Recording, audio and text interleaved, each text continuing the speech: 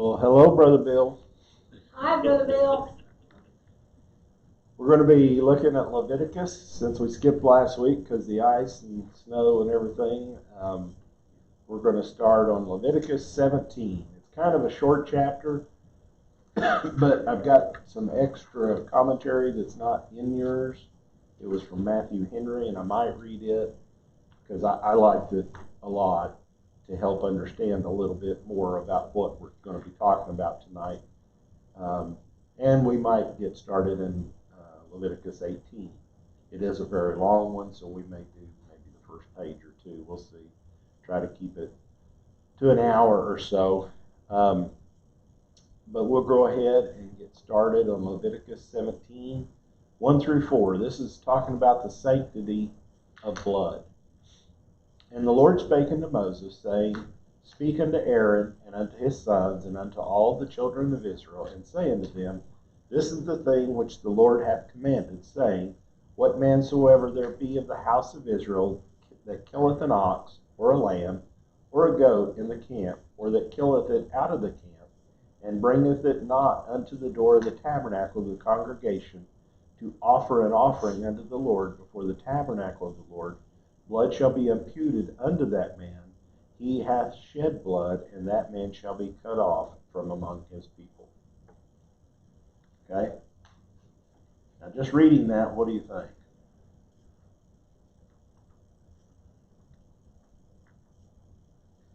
Pretty harsh. Because what that says to me, they're going to be vegetarians. Pretty much.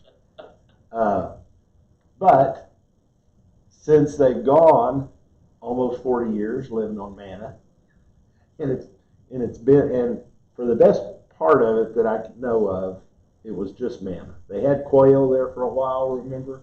And I can't find where they had quail the whole time that they were in the desert, but they did have manna that helped them. But I'm not so sure that that's what it means, because you go back and look at it, and a little bit later in the chapter, it kind of adds a little bit onto this.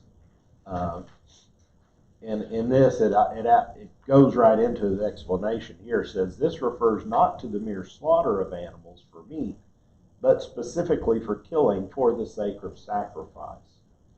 And that brings it a little bit, condenses what Matthew Henry says real quick, but that's kind of what Matthew Henry gets around to. I am going to read part of that. If I can get it up here quickly.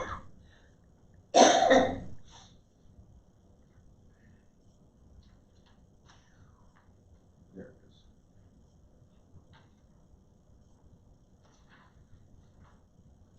It says this statute obliged all the people of Israel to bring all their sacrifices to God's altar, to be offered there, and so to this matter we must consider how it stood before. It was allowed to all people, and this was before this time, okay, that God spoke to Moses and told him what to do. It was allowed to all people to build altars and offer sacrifices to God wherever they pleased. Remember Abraham? He had built a tent and then an altar, and every master of the family was a priest of his own. Look at Job 1 and 5. He was a priest. This liberty had been an occasion of idolatry, okay, saying that they did this, and we see that also if you look in other parts. Jacob, he made an altar and sacrificed, and some of the others down, Noah made an altar and sacrificed afterwards. So up until this time, God didn't require them to be in a certain place at a certain, time to make these offerings. And pardon my nose, I'm still clogged up some. I'll try to enunciate as best I can, but I'm still kind of getting over. Today's the best day you've heard. It is really bad this morning. It seems to be. But anyway, this liberty that they had been granted by God to all the people from the very beginning was an occasion for idolatry. Okay? When every man was his own priest and had an altar of his own, by whatever degree, They became vain in their imagination, and they invented gods. They offered their sacrifices even unto demons. We read in verse 7. The word signifies rough or hairy goats when it's talking about this here, because it is probable that in the shape the evil spirits often appeared to them to invite their sacrifices and to signify their acceptance of them. For the devil, ever since he became a revolter from God and a rebel against him, has set up a rival with him and coveted to have divine honors paid him. And he had the impudence to solicit our blessed Savior to fall down and worship him. The Israelites themselves had learned in Egypt to sacrifice to demons, and some of them, it seemed, practiced it even since the God of Israel had so gloriously appeared for them and with them. They are said to go a-whoring after these demons, for it was such a breach of their covenant with God as adultery is of the marriage covenant. And they were as strongly addicted to those idolatrous worships and as hard to be reclaimed from them as those that have given themselves over to fornication, to work all uncleanliness and with greediness.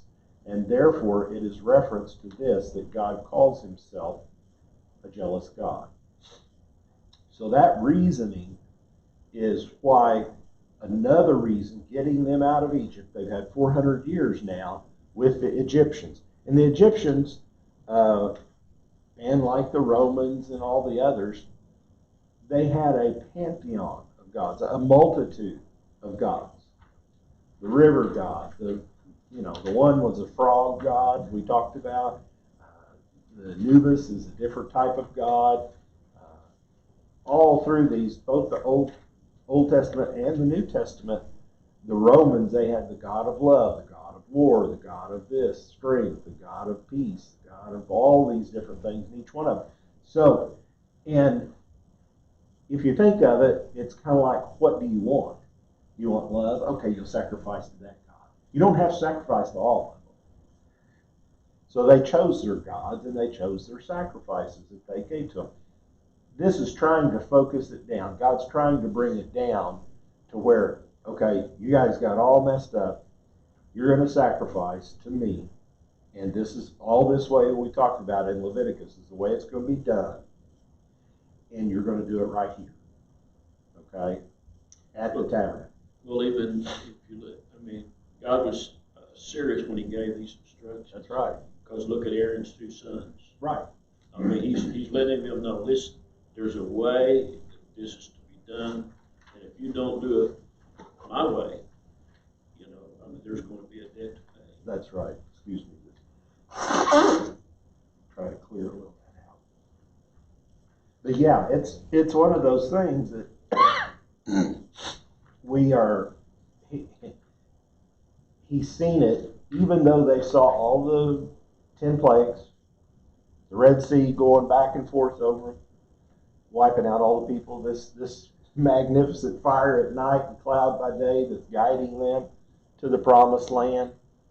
And all these things that they've seen, manna from heaven, water out of a rock, all these different things that they have seen, and they still are not serving God.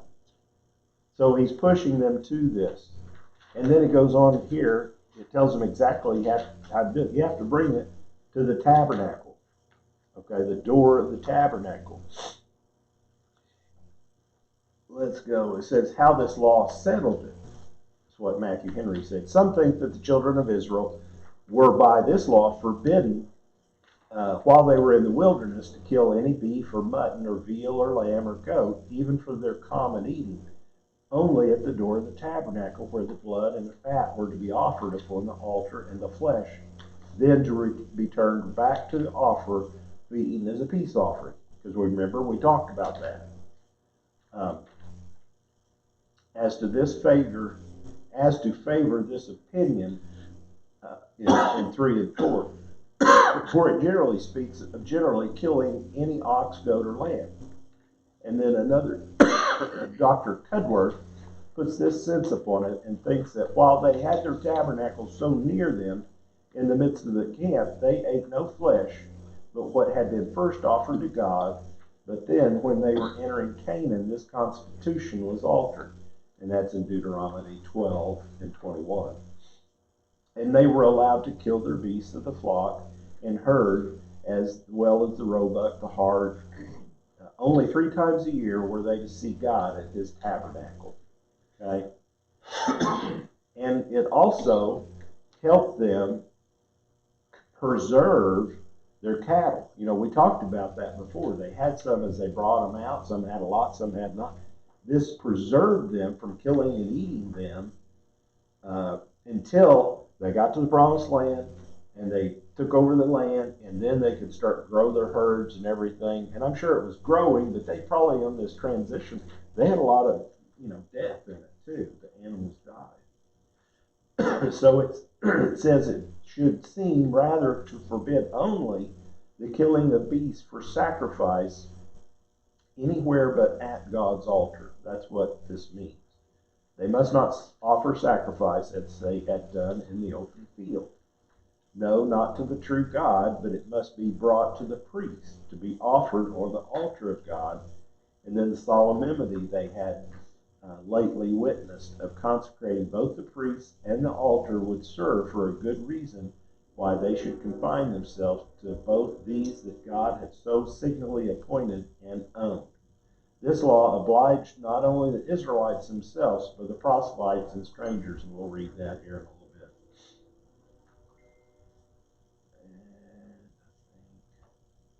Well, when we bring it to the tabernacle, didn't that also guarantee that the priests were going to get a portion of it every time? It was. I mean, you couldn't have something against the priest or whatever and say, well, I'm going to kill it and do it out here. That's right. Or they don't get none. That's God right. was telling them, you are going to bring that in here. Right. Or you're going to be cut off. It was one of the things to help keep the priests going. Yeah. Because that was one of their payments. I mean, they got the hides, of course, but they got a lot of the parts of the different sacrifices they had. They got part of the grain, they got part of the cow, goat, sheep, whatever that they brought out, they brought that. So they could get part of that back. Wonder how soon this was toward the end of their 40 years. This is getting close to that, and we're not. Because some of this stuff would have been hard to do when they were traveling. Exactly. And again, sometimes you look, God spent that 40 years teaching people. Uh-huh. I mean, they got the 10 Commandments, that they set up the government of, over tens and hundreds and all of that. Right. They spent 40 years in school is what they're doing. That's right. That's right. I'm also reading, of course, at home, and in my home study, I'm in Numbers. I'm in Numbers, into Numbers almost already. There, you're at the end, okay? This takes place as pretty much when they got the tabernacle set up, and that was at least a year, we know, from the time they left Egypt. We talked about that earlier, and probably even another year before they got all the materials together and got all of everything made, forged, all these things and put together, so the tabernacle's now set up and traveling. And then also at the end of Numbers, it gives you a history of, okay, I led you here out of the, to the Red Sea, then I led you here, then I led you here, and then, so there's a map. If you know where those places are on the map, I don't know that we do, but it shows it. So you could go through and count how many times they actually moved. And it was more than I thought. I didn't think they moved that. You think, okay, if what is it, anywhere between 3 months to, a couple of years, okay, that they could do that journey. Yeah. Okay, if they had just went straight across like Right. they were supposed to. Right. Well, they spent 40 years down there. Right. So they had to, in that area, they had to spend quite a bit of time in one place Mm-hmm. to fulfill. But like you may mention, God has always been a God of order. Right. Look, this is the way it starts out in the creation. As He created one, you couldn't have second until you had the first. Right. You couldn't have the third until you had the second. Right. And to me, it seems like He's going. goes over these things, over it, like you said, at the beginning of the chapter, he'll tell you, and then you go through all the chapter, he tells you 2 or 3 times. So by the time you get through, you know what you're talking about, and you know how to do it. Mm-hmm. That's right. Well, this particular time, like I said, this is towards the first part. You know, it's between 1 and 2 years after they left Egypt. A little over a year, I'll say something like that. But whenever, by the time they got the tabernacle set up.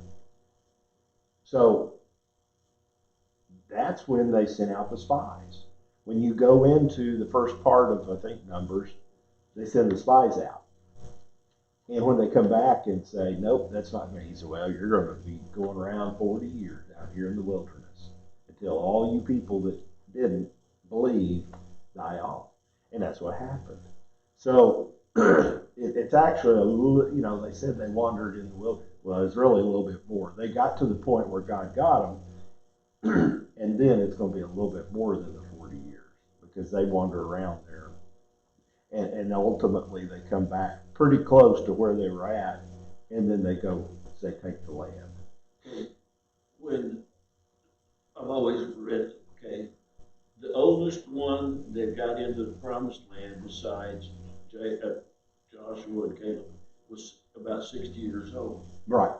Because at the beginning he said, okay, we're going to go ahead and everybody over 20. 20, okay. So everybody under 20, they spent that 40 years teaching them and training. They were young, you know what I mean? Yeah. And you see, I mean, God has an order, and he knows what he's doing, and he's going to do what he does, and we better do it. It goes back to us that it's hard to teach the old dog new tricks. So the old people, they were caught in their idolatry and, you know, wasn't listening to God, so they died off. And like you said, for that 20 years, he was bringing those, I know they were 20-year-olds, but they were pretty fresh and new. And they were teaching them all this time how to do these things, how to come up, and how God wanted them to be. Okay, how he wanted them to serve him. Well, I know it doesn't say it by name or anything like that, but I take it, what is God's is God. You're going to That's bring right. it forth. That's And right. that also, to me, it brings it forth, the tithes. The tithes is God. If you're not paying your tithes, you can be cut off. Mm-hmm. I mean, it's... You know, today's society, this little part on page 2 kind of speaks to it a little bit. Our view in America is like this person, they said, a young nurse named Sheila Larson, and says, I believe in God. I'm not a religious fanatic. I can't remember the last time I went to church. My faith carried me along a long way. Well, that's Sheilaism. It's whatever she wants to serve. Yeah. You know, just my own little voice, what I want to hear about. This way of thinking dominates spiritually in this modern day Western world, but it's not biblical at all. God wants us to worship him and please him in becoming right with God. We have to serve him. So it's not just what, you know, and it's got that way. I mean, a lot of people say, well, I don't have to do that. I don't have to do this. No, but you have to do what God tells you to do. And if he tells you to do that and you're not doing it, you will get in trouble. We've got I was talking today, and we were talking about Genesis, and even in the fundamentals, there's a lot said. It's almost like 2 creations, you know what I mean? But they believe in evolution. Right. Okay. Right. But when you begin to look at it, okay, if you don't believe in in the Genesis account, then to me, when I look at the Bible, I believe it all. I don't understand it all, okay? Yeah. Sometimes I look and I'm thinking, man, Lord, I don't know how you did that, but that's what your word says, and I believe your word. I believe it's all your word. Right. And either we got to believe all of it, because if we say what part are you going to believe? You know, situational ethics, well, yeah. And that's what we're getting ourselves into today. Mm-hmm. just look at so many TV stars and stuff, they come out and they're living, well, they're committing adultery, they're breaking God's law, and the next minute they're saying, God's given me, my faith, and I'm thinking, I'm not their judge, but the word is. Right, they're not living up to what I see, and that's been seen by people, and that's where a lot of them say, well, it's just a farce, it's just, hypocrisy. And it's because they don't have a real understanding of what serving God is what it is. Now, some of them, just like you was referring to, I think earlier last Sunday about, well, God told me to go leave my wife and do all this. I don't think he's going to be telling you to do stuff like that. It's just one of those things. Anyway, we'll go on. We'll bring up more stuff, I'm sure. Did you have a question? I was just gonna say, the Hollywood part, I mean, I just kind of, Oh, yeah. with a grain of salt. But what bothers me is when that's in the churches so Right. much and so Right. prevalent. That's when I really get bothered. Well, it's I've seen on some of the emails and some of the commentaries I see in like Facebook and things like that, which is just as bad. But when they start commenting on stuff like, yeah, you make your church services all dark and put a bunch of lights up and sprinkle it, and I'm not saying that's bad, but it's more entertainment, it seems like to me, trying to keep people's attention. Yes. If you have to keep people's attention, they're not there for the right thing. That's right. Because they need to be looking to God and seeking Him, what He wants them to do that day or that week or while they're there, how to help improve. And I'm not saying I do that every week either. I miss the mark a lot too, because we're in this routine that we do But these you're things not- and we come You're about. not immune system, and that's what a lot of people do. Yeah, it is. Really, it is. And when you say about Hollywood, that's a lot of that, me. Yeah, and I don't want to discourage their word, but I don't know where they're getting it from, where their ministers They are. get caught up in the money and all that. Well, they do, but who's teaching them this? How did they get there? That's what bothers me. Or not teaching. That's what I mean. That's a big lot of it. The Yeah. churches are not teaching what That's they right. need to be. That's exactly what I was trying to say, because they're going or they're listening to somebody that is not telling them the word. Absolutely. Is evidently what's going on. So And some of them Wokeness don't want to is hear it. wokeness. I laugh to myself some. It's nothing but just all out sin is what it Yeah. is. Okay? Yeah, it is. But it's getting into the religious world. And Sure. I say that loosely, but you know what I mean. Oh, yeah. So-called Absolutely. religious world. Yeah. I mean, you got a couple of major churches here in the city. But their denomination has lost over 1,700 churches because of those wokeness. mhm.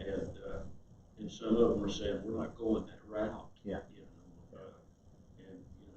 There's got to be, it's just like the line drawn into sin. Mhm. We're getting close to the last days. That's right. And, Right. and it's just like, it's going to happen. I guess we won't get through all this. Verse 5 through 7, Brother Epperson. To the end that the children of Israel may bring their sacrifices, which they offer in the open field, even that they may bring them unto the Lord, unto the door of the tabernacle of the congregation, unto the priest, and offer for a peace offering unto the Lord.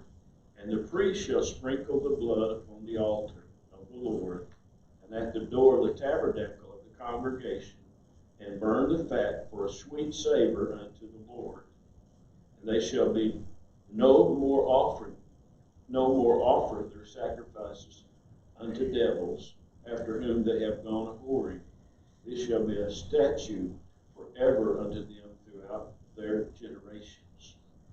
and it's just, they haven't been taught this up until now. That some of them, I mean, God laid down the 10 Commandments, and some of them may not even have thought, well, yeah, I'm not going to do. I mean, it may be in their head, yeah, I'm not going to do that. But some others say, whoa, that's hard. I'm not, I don't know. So each one's a little different as far as how they came about. And for whatever reason, we know Korah stood up and those against, and that's how we got kind of the priesthood. The Levites came through that tribe, the Levitical tribe, how they become the priests. So there were people. I mean, we look at Abraham, we look at Noah, we look at all these that offered these sacrifices before Moses' time, and God was pleased with them. Okay, because it didn't matter. They offered a sacrifice that was pleasing to God. When they didn't, something happened to them, just like Cain did. And there were some others that did that. Now, a little later on, this is after this time, after Moses' time, we're going to see some additional sacrifices not made at the temple or tabernacle, because then it shifts to Shiloh and some of the other places as the temple. But David made some sacrifices outside of the temple, if you want to say it that way, the tabernacle, and some of the others did too. But God allowed that because he told them. And when God tells you to do something, even though it's not contradicting his word, he's speaking right to them for a purpose. We don't know what it is at that time. And I know that may sound a little contradictory, what I said before about, well, God told me to leave my wife. I still don't think that's going to happen. He's not going to. This sacrificing, if God's doing the sacrifice and you're sacrificing God, then that's okay.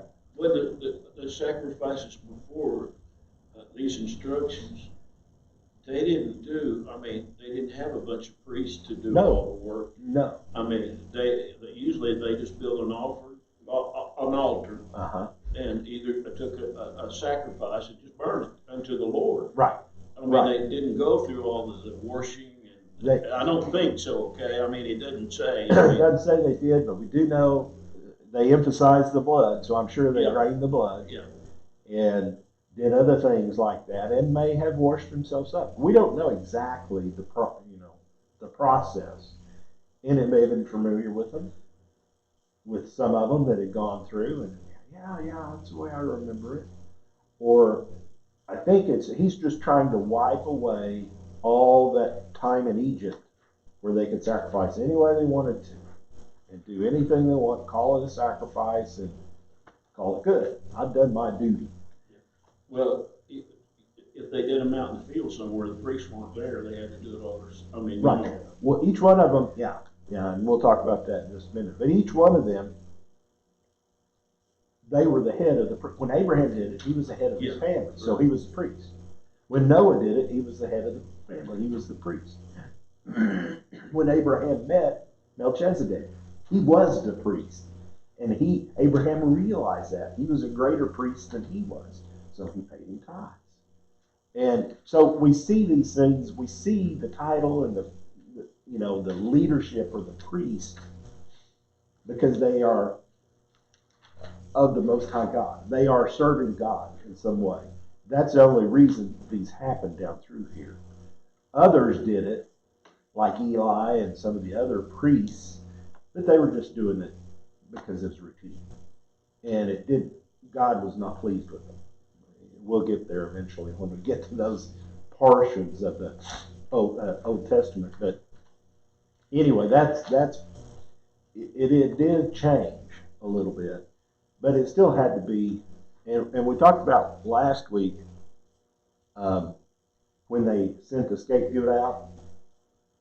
The last offerings that they had 2 goats that they would send out. One, they would sacrifice, kill the goat, offer it for the sacrifice. The other one, they'd place their hands on him, and another priest would take him out away from the temple and away from the people and let him go Some say they threw him over a cliff to take the sacrifices out. And that red string, I also learned when I was telling you about that, they had that red string around his neck that it would turn white, and the shepherd would take that back, or the priest would take it back, show them that God had accepted the sacrifice. I was listening to this week to a rabbi was telling this story, and he said they also had a string in the tabernacle. So when they took those strings, and one of the strings stayed there, and one of the strings was tied on the goat. And that, they were both red.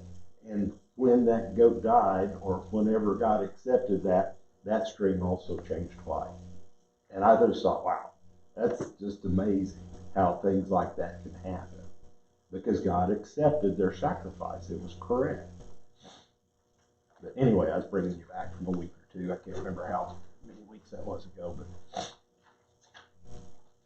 anyway, this is just kind of, you kind of already talked about this. These are the peace offerings that they offered unto them because they'd offered them in the field before. Now they're going to have to offer them here. He's just telling them because they were moving. They're not going to be sacrificing the demons. They're not going to be doing all these things. And you can read through some of these that talks about, when it talks about demon, they're talking about a goat figure or some type of demonic figure as a goat. I'm not going to go through all that. Let's go to page 4 in chapter 8 and 9. I'm going to read that for us, Iris. And thou shalt say unto them, whatsoever man there be of the house of Israel, or of the strangers which sojourn among you, that offereth a burnt offering or sacrifice, and bringeth it not unto the door of the tabernacle of the congregation, to offer it unto the Lord, even that man shall be cut off from among his people. Okay. Who's it talking about? Non-Jewish people. Strangers. As we talked about, when we came out of Egypt, it just wasn't the Jewish people. They brought some other people with them. We pretty much know. Because once they saw some of the Egyptians and some of the other peoples that was around, slaves, Jewish people weren't the only slaves they had. But once they saw those slaves and they saw the firstborn die, they saw all these plagues, they said, man, that's my God. That's the one I want to serve. They came with the Jewish people. And that's what he's telling them there. And then later on, they go through all the, have to do through the circumcision and all these things. Well, here it's also saying they've got to serve God too this way, just like us. So it's like a convert to Judaism. Is what they're talking about here. Any of the strangers, if they came and they want to be a part of this, they've got to offer their God. What it's saying is they can't have their separate gods live among you. He's trying to winnow out these idolatry and the things that's in still keeping them around. And it even goes, as we go on down through history a little bit further, where they start conquering the people of the land that God gives them, tells them, here's your land, this is your parcel, you go take it. Most of the time he tells them to wipe them out. Get them out of here. Either run them out or kill them. But a lot of times they didn't. What happened, that's where we got the Samaritans. And that's where we got some of the other, what we call half Israelites. So because of that, they had their own gods. And even later on, we'll see as we go through the history, the Samaritans, they established their own place of worship. It wasn't down in Jerusalem, but it was up here. And even when Israel shifted, Israel had their own place of worship that was separate than Judah did when they just went to two nations. And that's, God's not pleased with that either when it happened. But still started because God's working with the people, trying to get them to follow him. So, and I'm getting way down the road here, but that's just kind of seeing you where we're. So it says, any of the man of the house of Israel or of strangers who dwell with you. So some of these guys have started, they came with them. Some of the people came with them. They may have intermarried them. They may have married some Egyptians down there. or other people that was down there, they have came with them, and these strangers, they have to abide by these same laws, or they'll be cut out of the people. They'll be separated. Okay? 10, 11, and 12. You want to read that for us on page 5, Bertha? Sister Bertha?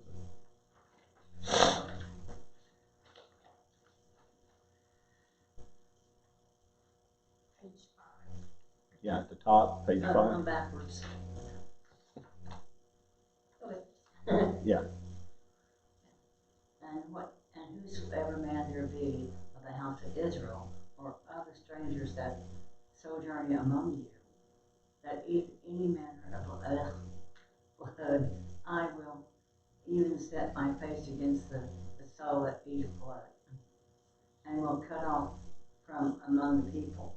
For the life of the flesh is in the blood. I have given to you upon the altar to make an atonement for your souls, for it is the blood that maketh an atonement for the soul. Therefore I said unto the children of Israel, no soul of you shall eat blood, neither shall any stranger that sojourning among you eat blood. Okay. And yeah, that sounds terrible, and it is. And as we've been studying this in Exodus and mainly Leviticus, just light bulb. You know, that's why Cain and Abel's sacrifices was different. And I knew that. To me, it was always, well, he was offering some of his fruit, which was the vegetables or whatever he brought forth. That ought to have been good. There's no blood in that. God required blood to be shed to cover their sin. Even before, and that was for the sin of his mom and dad. Even before he killed his brother. And he had to have known that. All the sacrifices before that time probably would have been from it. Now, there are other things that they can. I'm sure God placed it in their mind to bring forth the first produce, you know. God gave them all their trees, and he didn't ask them to give anything as a sacrifice at the very beginning. Go and eat whatever you want, except these 2 trees.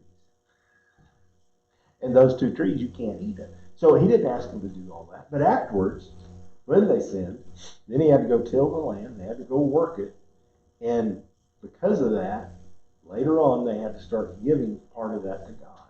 And that's fine to give it back to God, but not as a, quote, sacrifice. That's my epiphany that I've gotten from Cain and Abel, from bringing that. What this says, and why he did it this way, by asking the priest to do it. He went and showed Moses how to do this. He said, this is how you kill an animal. Now, how do you kill an animal?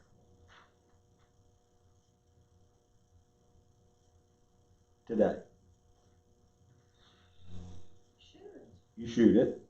You shoot it in the head. That's the easiest way. It kills it quickest. That's what I've been told. If you're a really good shot.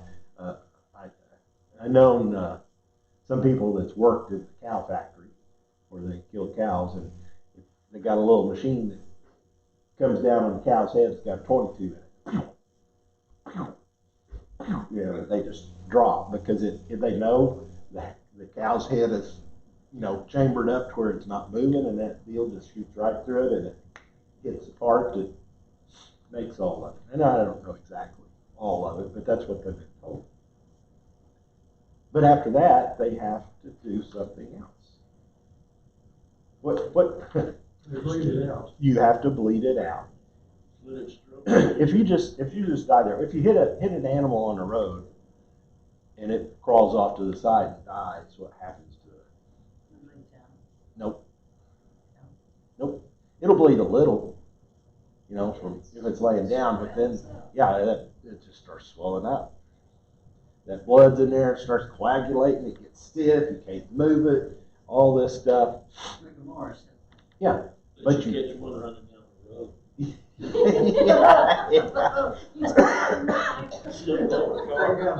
Yeah. The one that jumped. I'm sorry. The one that jumped my fence. The one that jumped my fence did himself a terrible service Oh, He jumped the fence and he cut himself with that top piece of that arrow that's on that deal, but it went all the way down his leg, and he was hanging up, so he bled out.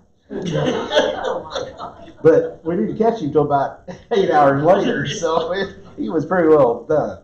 But that is, it's to get rid of the blood.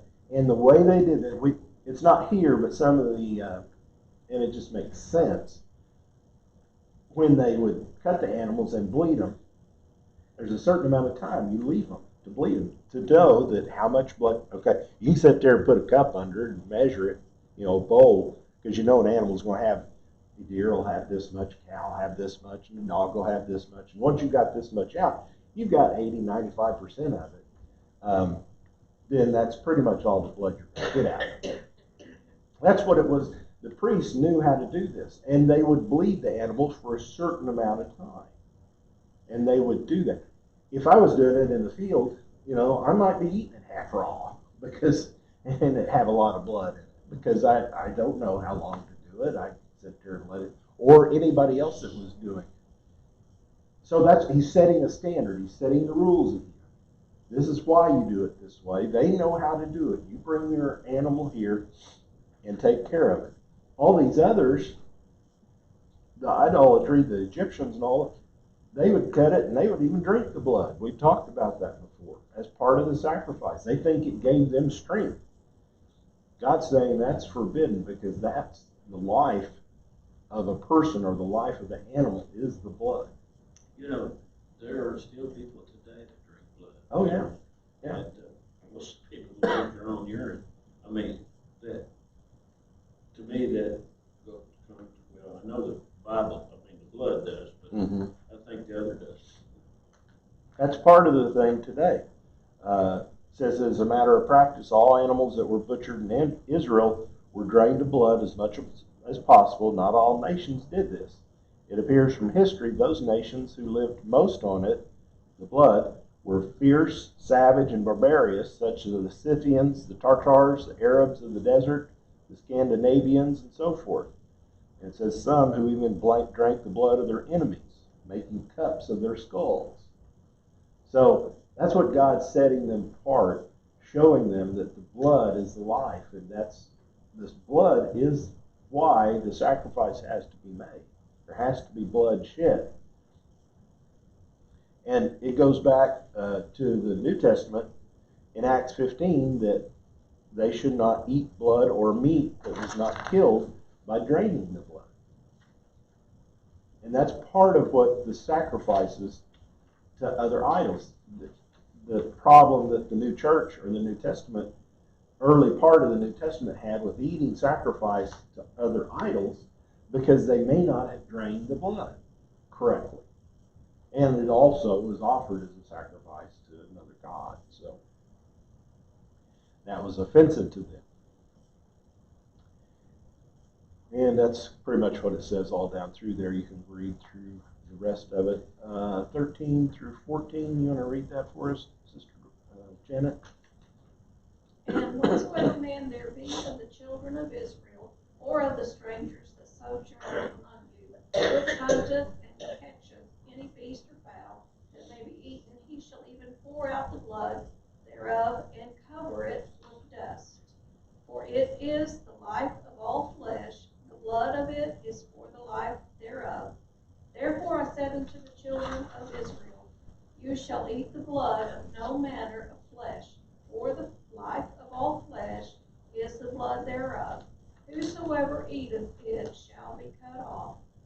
So they were supposed to even cover it with dust. That's right. On the blood. That's right. And this goes back to where I was saying that this is probably saying when they kill their animals out there, for they're going to have some food for their family, they need to drain it too. And then because of that, they need to get rid of that blood. They need to cover it up with the earth. And it's much like saying dust to dust, ashes to ashes, dust to dust, earth. First we started from dust and now we return to dust. That's pretty much the same. And it's not sacrilegious, it's covering it up. The dust is where, God originally made us from. So it was covered it up. So it says whoever catches it, or whoever hunts and catches it. And it was talked about here, you could use anything, that they had at the time: arrows, lances, swords, clubs, pits, and nets. Was made for these things, but they had to still drain it the way God wanted them to before they would even eat it themselves. God did not want them eating any of the blood. And this is also recognized as the blood was being buried.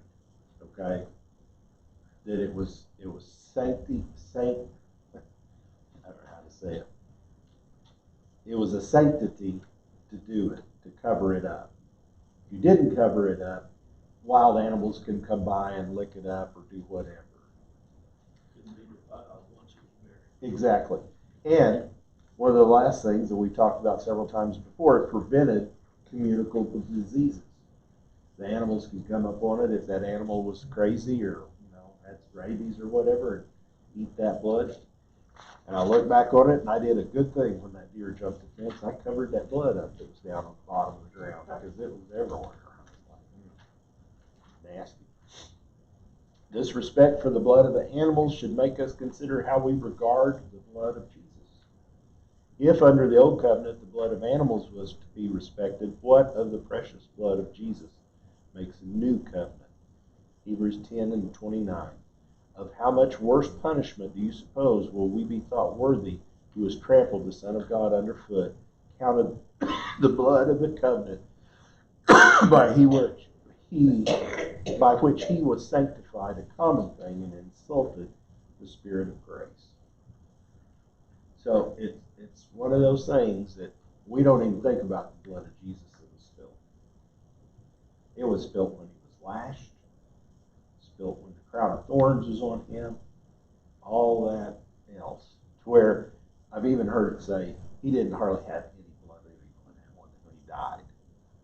It had all drained out because they had, disrespected him, clubbed him, and all these things differently so much that he had basically bled out. Even when they pierced his side, blood and water came out. That's right. Harold 15:16.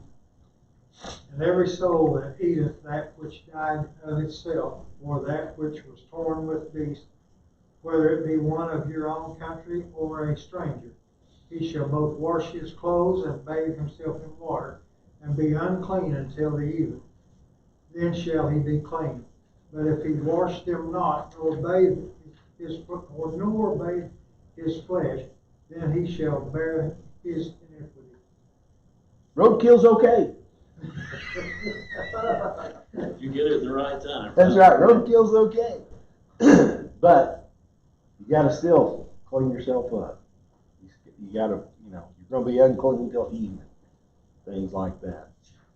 It says every person who eats what died naturally or was torn by beasts, if it came upon an animal that had died naturally, you could eat it.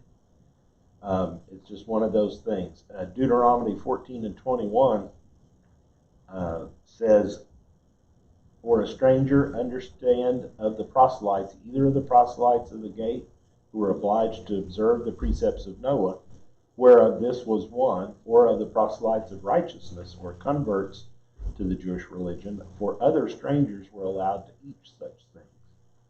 So at that time, and that's Deuteronomy, it's the same time as it was going on, but it seems to correspond with that they could eat that also, but there was an understanding that you're unclean until you had to go and wash yourselves to do that. And if you wasn't unclean, then you're going to have to bear the iniquity. You're going to have to offer a sacrifice. That's what you're going to have to do. Well, I was right, I guess. We got through this lesson. The next lesson is mainly 18 is laws. It says, the right one? Yeah, it talks about laws of sexual morality, but it goes through, and it's a lot more than that. It's a lot of repeating of what we've done before. So hopefully we can go through it. Even though it is long, we'll go through it quickly next week, I hope. So. Appreciate everybody coming out. Appreciate you. Talk to y'all later.